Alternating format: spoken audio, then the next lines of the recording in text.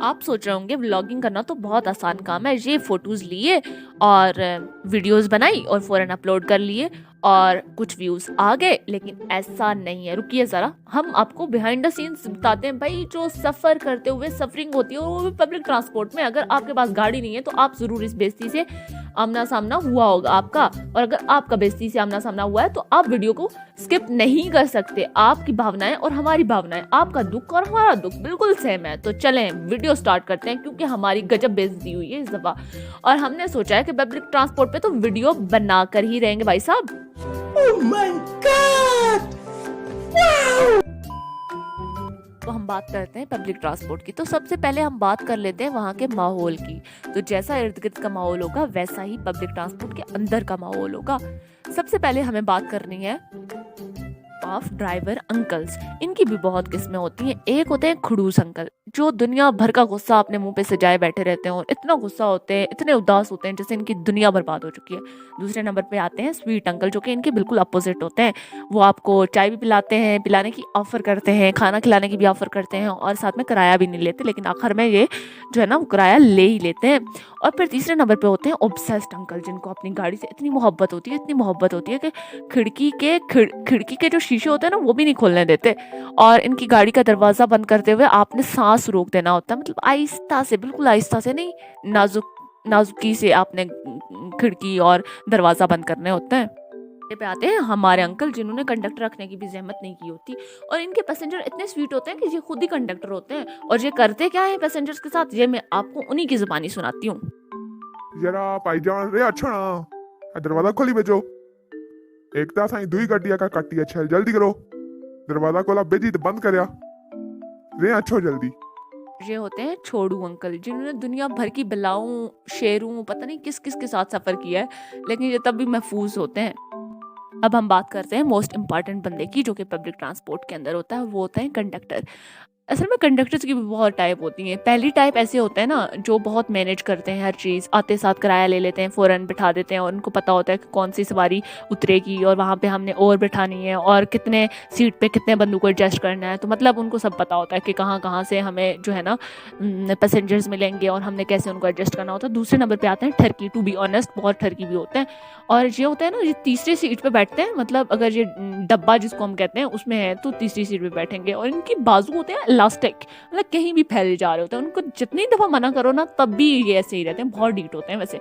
और उसके बाद जो होता है ना, उसके बाद आते हैं बाजुओं से गप्पे मारने वाले कंडक्टर। और उसके बाद होते हैं बिल्कुल इज्जत नहीं करते भाई, बिल्कुल इनको कुछ भी नहीं होता। मतलब आप अगर छोटी सवारी है ना, आपकी तो कोई इज्जत ही नहीं है, जैसे हमारी बेइज्जती करके चले गए थे उस दिन।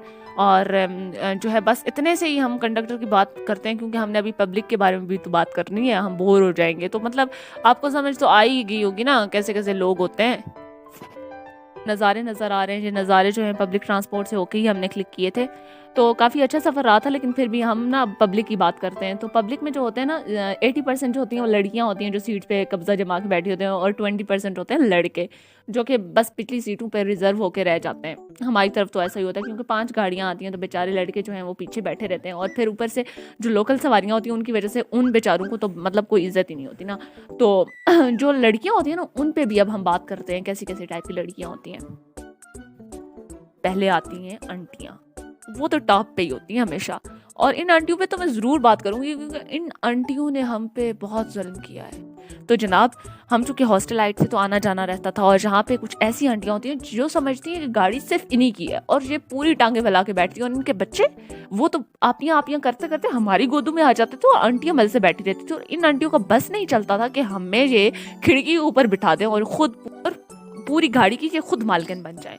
और उसके बाद आती हैं वो वाली आंटियाँ जो पूरा खानदान पता नहीं क्यों उठा के लेके आ जाती हैं। और फिर तीसरे नंबर पे वो वाली आंटियाँ आती हैं जिनको वोमिटिंग नहीं, मतलब करनी नहीं है उन्होंने, लेकिन फिर भी पूरी गाड़ी में वोमिट वाली फीलिंग्स फैला देनी है। भाई ना किया करो प्लीज़, दिमाग ख़राब होता है और दिल भी।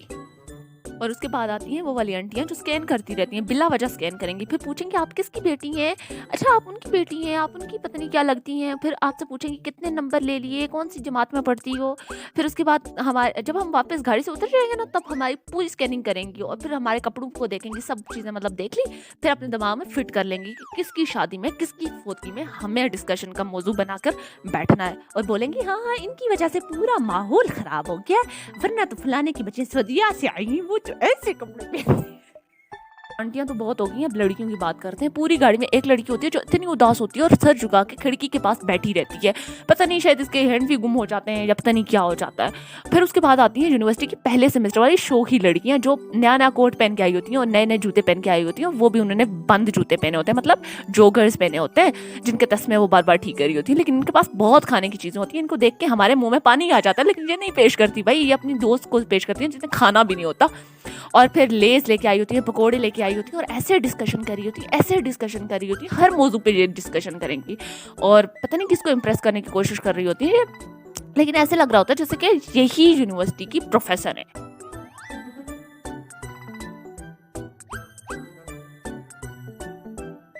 है मिस विंडो, इनको विंडो सीट के पास ही बैठना है वरना इनको वोमिटिंग होती है। मिस शशका, मतलब इसको विंडो सीट मिल जाती है किस्मत से, और फिर इसने ऐसा करना होता है कि पूरी गाड़ी में माहौल क्रिएट हो जाता है और ये अपने बाजू खामखा बाहर निकाल के लहरा रही होती है जैसे जिंदगी में पहली बार इसने हवा देख ली।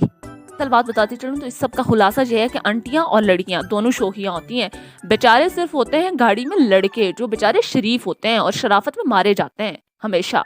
अब हम बात करते हैं कुछ अंकल्स की और अंकल के साथ बैठे हुए शरीफ लड़कों की, लेकिन ज्यादातर शरीफ नहीं होते। टाइप ऑफ अंकल में सबसे पहले भी आते हैं द सियासी अंकल, जिन्होंने सियासतदानों वाला माहौल बना के रखा होता है और ये बहुत अच्छे होते हैं और ये तज्जियाकार भी होते हैं। ये मतलब ऑलराउंडर होते हैं, इनसे कुछ भी बात पूछ लो ना इनको सब पता होता है। दूसरे नंबर पे आते हैं शरीफ अंकल जो बेचारे मजबूरी में इनकी बातें सुन रहे होते हैं, और तीसरे नंबर पे आते हैं सिगरेटी अंकल। ज्यादातर अंकल वैसे सही होते हैं इसलिए हम इन पे ज्यादा बात नहीं करेंगे।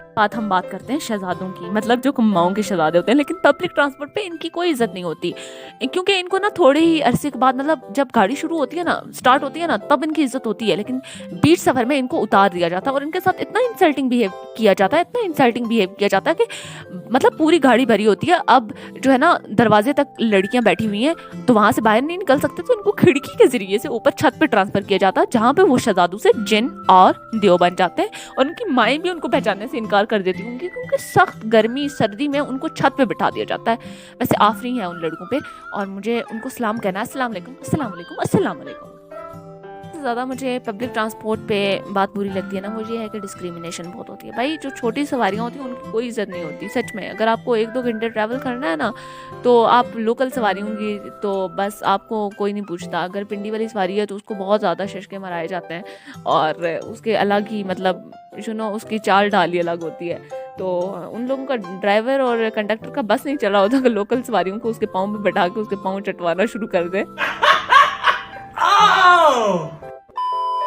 आज की वीडियो अच्छी लगी हो, वैसे हो सकता नहीं होगा ही, अगर आप इस सब बेइज्जती से गुजरे हैं तो डेफिनेटली आपको अच्छी लगी होगी। और थैंक यू सो मच, आप लोग बहुत अच्छा सपोर्ट कर रहे हैं हमें और बहुत खुशी होती है जब आप कमेंट बॉक्स में हमें बताते हैं कि क्या करना चाहिए क्या नहीं करना चाहिए, हमें कौन सी और वीडियोस लेके आने चाहिए।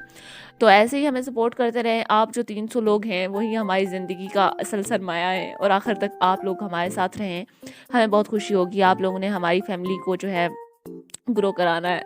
और इसी के साथ हम कश्मीरी टोले को दीजिए इजाज़त। अगर आप कोई भी सजेशन देना चाहते हैं तो दे सकते हैं, लेकिन उससे पहले आप लाइक शेयर और सब्सक्राइब करना मत भूलिएगा। अगर आप फैमिली में शामिल नहीं होंगे तो आप कैसे सजेशन देंगे, ये भी सोचने की बात है। तो आप पहले फैमिली का हिस्सा बन जाएं, उसके बाद सजेशन दीजिएगा। इसी के साथ दीजिए इजाज़त कश्मीरी टोले को। अल्लाह हाफिज़।